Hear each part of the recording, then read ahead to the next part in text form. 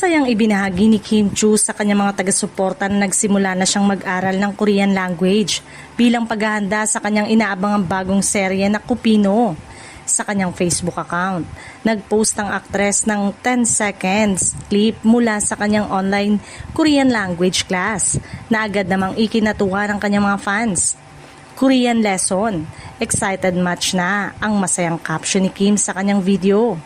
Makikita ang kanyang dedikasyon sa pag-aaral ng bagong wika upang mas mapaghandaan ang karakter na kanyang gagampanan sa serye. Ang Kupino ang susunod na proyektong pagsasamahan ni Kim Chu at Paolo Avellino.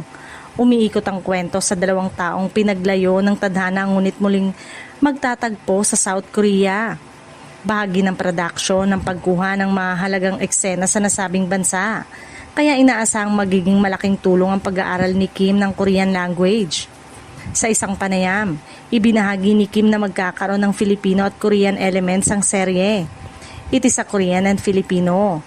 My Korea magic. We will go there to shoot some of this scene with Korean actors, ani ng aktres, na lalong nagpataas ng excitement ang mga tagahanga para sa proyekto na mapapanood sa Prime Video. Samantala, marami namang fans ang natuwa sa bagong hakbang ni Kim. Ayon sa ilan, magandang oportunidad ito para lalo pang mapalawak ang kanyang kakayanan bilang aktres.